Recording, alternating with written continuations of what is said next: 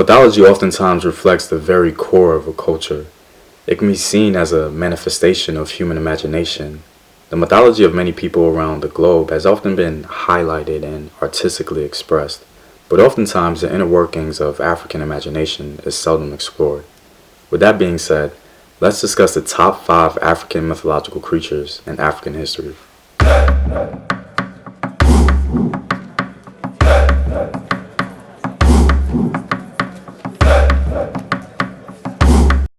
What up, African world? It's your boy Home Team here, and I'm back at it with another video of African history, culture, and worldview. And remember, if you want access to sources, exclusive videos, and full courses, or simply want to support the Home Team, you can show your support on patreon.com. The link is in the description box below. Anyway, today we're going to talk about the top 5 mythological creatures in African history. Coming in at number 5, we have the Kishi. Many cultures around the world have mythological beings that come straight out of the spirit world. The Kishi, a mythological spirit being from the region of Angola, is unique. The Kishi are said to be handsome men who essentially have mad game when it comes to smooth talking women. Now, what makes the Kishi unique, however, is not that they're handsome, but that they also have a hyena face on the back of their heads.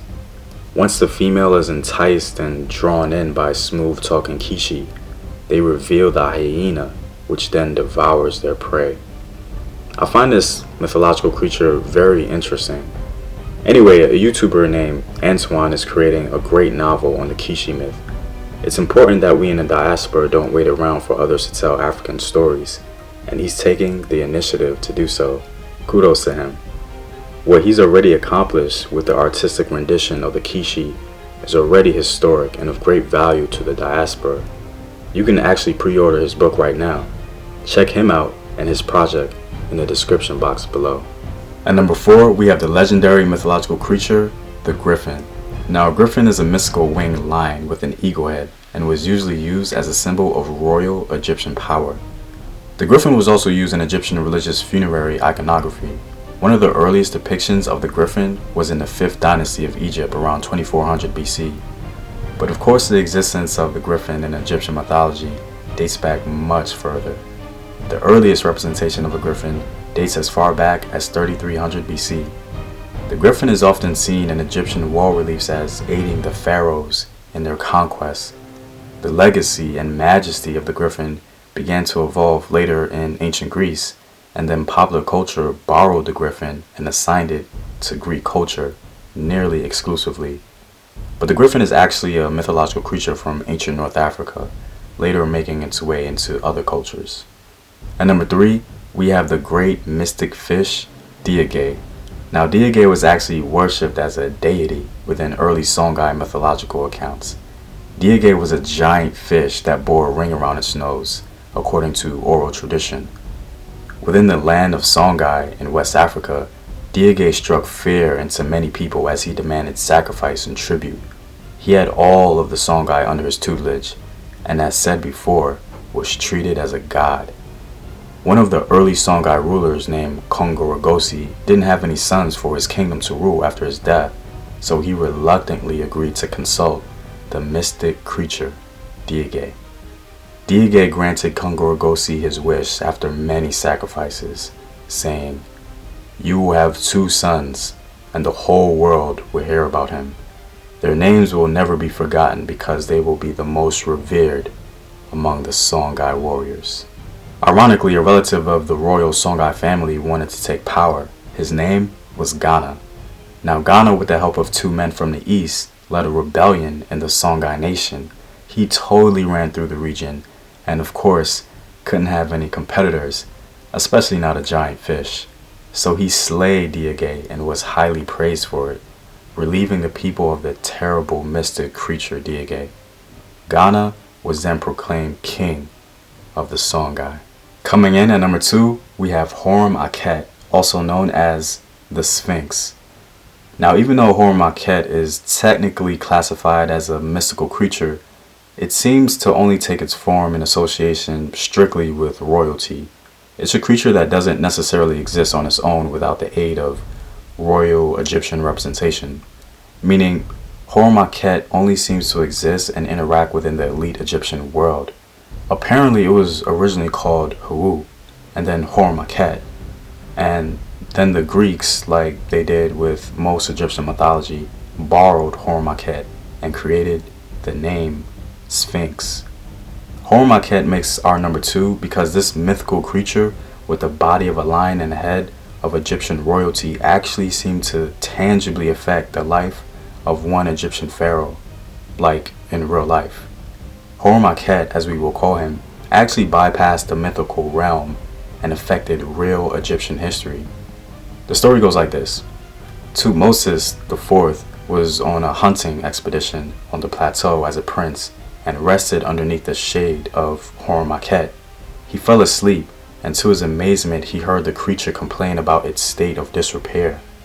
Hormaket then promised Tutmosis IV the throne of Egypt if he cleared away all the sand and rubble, even though he was not in line to be on the throne at the time. Tutmosis fulfilled the command of Hormaket and successfully became the pharaoh of Egypt. In honor of Hormaket, Tutmosis erected what he called the Dream Stela, describing how he was given the throne by this mythical creature. And finally, the greatest mythological creature in African history has to go to Betta. Now, who is Betta? The story of Betta is probably one of the most intriguing mythologies concerning creatures in all of African history. Betta's story is so intriguing because he seems to be the only creature in African mythological history to be born of a human. I'm not even sure if a mythological creature like that exists anywhere on the planet, but I digress. Anyway, Betta is a giant serpent who ruled over the first empire in West African history, the Wagadu Empire. He wasn't the king of the empire or anything, but he was the one who sustained ancient Wagadu, providing them with all the gold and resources that they needed to thrive as an empire. His story goes like this. Betta was a son of a human named Dinga Sise and a spirit woman. When Dinga was traveling to the land of Wagadu, he was very thirsty and tired and asked for a drink from a woman who was a spirit. She refused to give him water, and a great battle ensued. Dinga was victorious and proceeded to marry the 3 daughters of the spirit woman. One of the daughters gave him a son, who we know as Betta. As soon as Betta was born, he immediately took refuge under the earth, becoming the sustainer of Wagadu. Being the powerhouse that he was, Betta was worshipped as a deity and demanded a sacrifice of the most beautiful girls in the empire, and in turn he would rain down gold for Wagadu, making it wealthy. One year the people were going to sacrifice Sia to Betta, but Sia was engaged to Madi, and Madi wasn't having it.